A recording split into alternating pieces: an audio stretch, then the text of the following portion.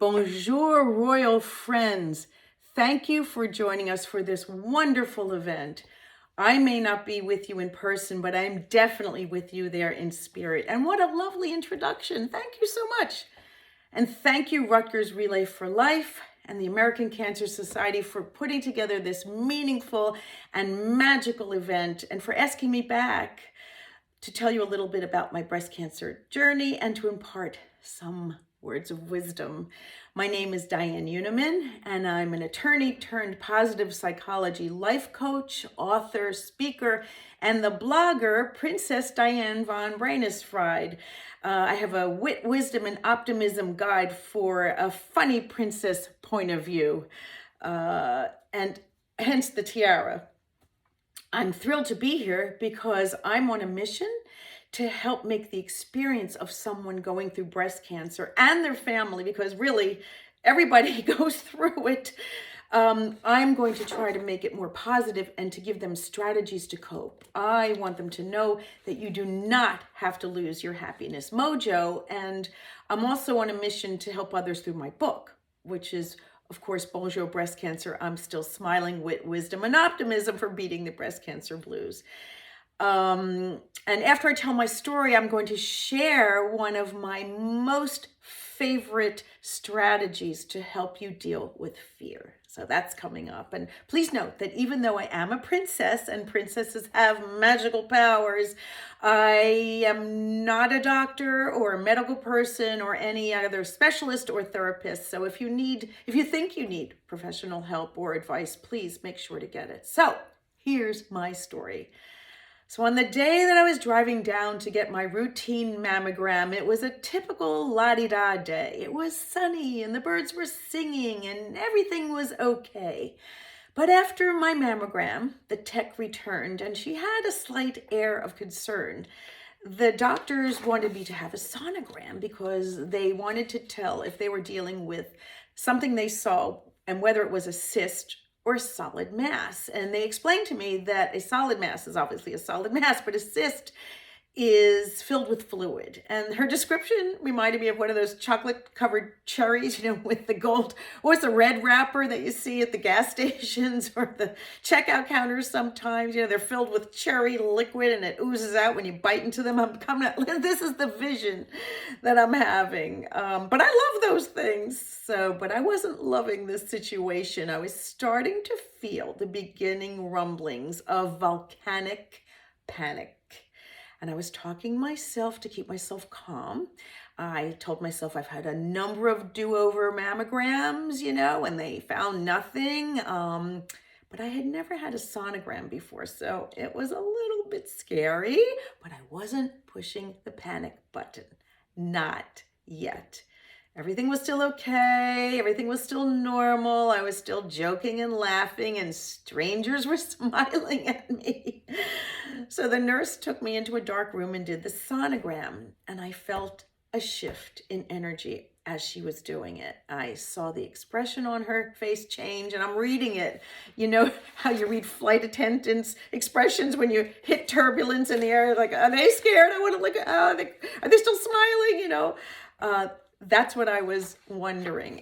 But my fear was starting to rear its ugly head, and it's going, let's get ready to rumble. So the nurse came back in and the verdict was in. This was no chocolate covered cherry with fluid inside. This was a mass. So I needed a biopsy, yada, yada, yada. It was stage 2B invasive ductal breast cancer and had already climbed into my lymph nodes. Kind of reminded me of Sisterhood with the traveling pants. So my world was not only turned upside down, it spun around, it flung, it was flattened, it was in flames, and I was having trouble thinking, let alone making life and death decisions. Side note here, if you have to go to the doctor and you have to find out some of this important information about your health, it's often a really good idea to either bring someone with you personally, in person, or through electronics, through Zoom or just an audio, because it's really hard to hear what they're telling you. The fear starts gripping you. And here I am, Miss Attorney, right? And I couldn't think. I just couldn't think. So it's a good idea to do that. So here's another thing. I had been practicing positive psychology principles for a long time. I mean, I'd coached people. I'm a life coach for positive psychology, but I was on unfamiliar emotional turf. And myself, it was hard for me because I did not feel safe anymore. Safety was a faraway harbor. And again, I was having trouble thinking. So fast forward through the procedures of treatments, double mastectomy, months of red devil chemo. I had to have radiation, reconstruction. Oh, by the way, here's the funny thing about the red devil. They call it the red devil. I don't even remember what you all out there probably know. But I see that the nurses were gowning up like in hazmat suits, it seemed like to me. And I asked them, why are you doing that? And they said, oh, if we get any on our skin, it's like being burned, like it's a fire. So we'll have to go to the emergency room. I'm going like, you're putting that stuff inside of me and you've got basically hazmat suits on. I was like, this is going to be fun. Buckle up for the ride. So obviously it wasn't long before I lost my long mane of hair. I was totally bald. I was an it girl version of Mr. Clean. Again, months of reconstructive surgery, radiation. So as you can imagine, after a double mastectomy and baldness, there are issues that we have to deal with often. I did. Of self-image. That was really tough. So, and then almost more important than self-image, sorry about that, or life and death, self-image, life and death. I don't know. You decide. There's issues of life and death, and the fear starts creeping in. I mean, will I ever be happy again? Basically, even if I did live. So here's the thing.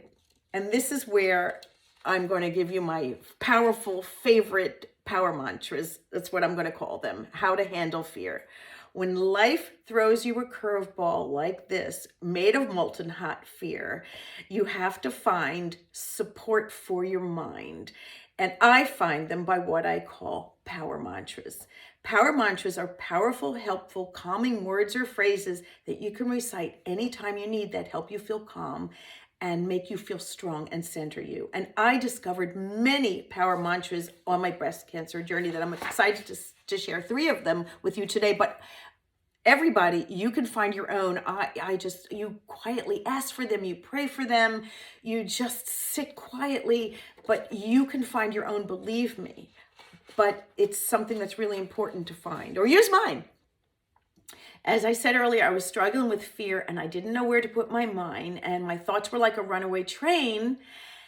And I prayed and prayed for answers, and I heard in that, that still small voice deep inside of you, the epiphany of, this is my first one for the breast cancer journey. If I let cancer steal my joy, then I've died while I'm still alive. I am going to repeat that. It's really important. My first power mantra for my breast cancer journey was, if I let cancer steal my joy, then I've died while I'm still alive. And I did not want to die while I was still alive. I mean, what's the point, So I used to say this mantra, this power mantra, to myself over and over and over again. It helped me so much. I'd pull it out anytime I'd start with that fear. Here's another example of a power mantra.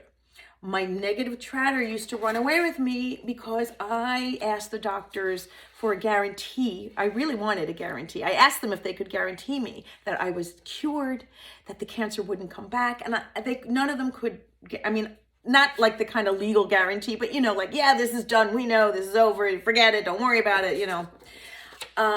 They couldn't. And that really scared me. That scared me so much. And then I had another epiphany, and it came my other power mantra, and it's this: nobody has any guarantees. Ta-da! I realized that by wanting a guarantee that I'm safe. I'm asking for something that nobody has. Not the most young Olympian athlete, not anybody, because it just doesn't exist. From one moment to the next, we don't know. So that helped me, not because I'm hoping that other people have issues, but just because we're all in this together, and I was asking for something that did not exist. But here's the good news, my royal friends. Everyone does have a special sort of guarantee. And this epiphany became my third power mantra that I'd like to share with you today. I, again, use this over and over again to slay the fire-flaming dragon of my fear. Here it is. I have now, and that's all anybody has. I have now, and that's all anybody has. Anyone with breast cancer, we might not have a guarantee on our future, but nobody else has one, which means we have no more, but no less than anybody else. We have now the present of the present. And that is a very important lesson. Remember that. We have now, and that's all anybody has. And my royal friends, it's been such a pleasure to serve you today. Thank you, Rutgers Relay for Life and the American Cancer Society, for having me here to tell my story. May blessings, love, and light rain down on you. And as Princess Diane von Braunschweig, I order you to live your royally happy, healthy life. And remember, if you would like to get in touch with me, you can find me at my palace, princessdianevonbraunschweig.com. Mwah! And ta-ta for now.